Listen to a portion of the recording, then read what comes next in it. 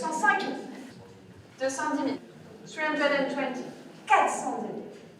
C'est bien vu, j'adjuge à 420 000, j'adjuge, adjugé 420 000 en 1940. The 18th century portrait exceeded expectations. Estimated between 50 and 80,000 euros, it sold for 5 times more.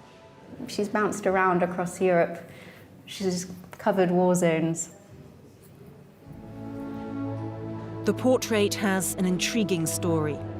The Nazis stole it from the Rothschild family during World War II. In 1945, it was found in a German castle by the Monuments Men, the Allied unit that recovered works of art stolen from Jewish families.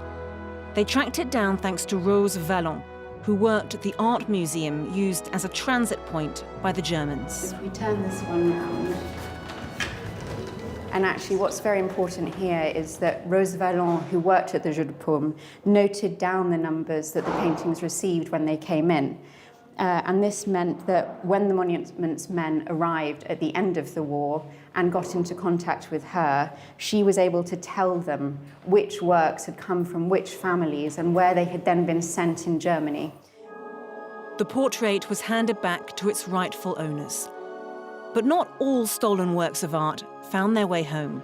Some were entrusted to national museums in France. Alors là, on voit qu'il s'agit d'une œuvre You can see here this painting has the label MNR, which stands for Museum National Recuperation. 10 works of art in this museum are registered as MNR. They're part of a collection of around 2,000 that are being kept temporarily by museums in France. They're awaiting restitution to their rightful owners if our research proves that they were indeed stolen. Qu'on va entreprendre concernant ces œuvres.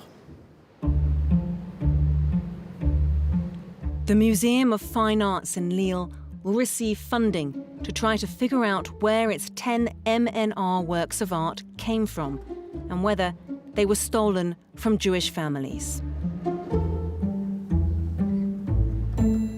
Il y a eu une évolution législative déjà. In July 2023, a new law came in concerning the restitution of artworks looted in the context of anti-Semitism.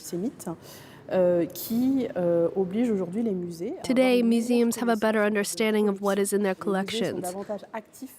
Museums are now more active in researching the history of their works of art, so as to identify which ones can be returned.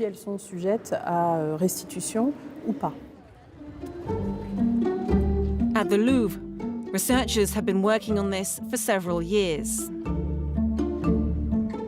This exhibition sheds light on their efforts.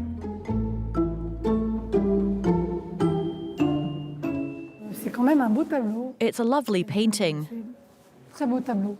A still life by a Flemish painter.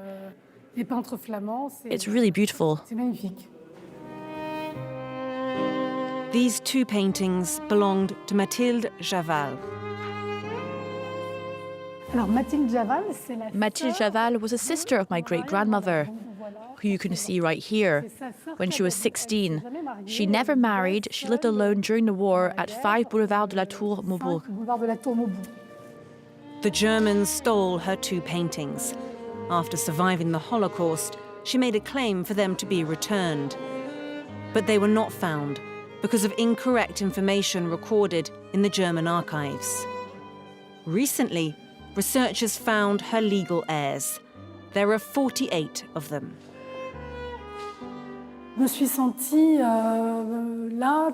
I suddenly felt myself diving back into my roots, into the roots deeply anchored in my family, thanks to these paintings. We all came together. We have brought the family back together.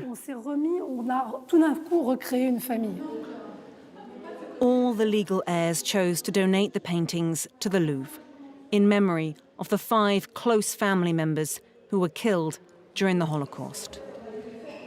It's the first time this has happened. I think it's very moving for the museum.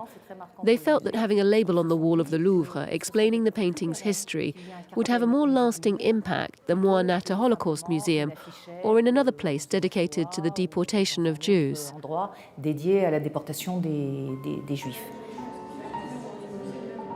The family has been able to heal old wounds.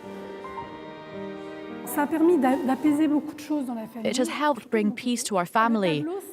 The painting was a gateway which led to our family being reunited, not because we fell out of each other, but because of what happened. It's been really important. The Louvre houses some 1,600 works of art believed to have been stolen by the Nazis, and whose rightful owners have not yet been found.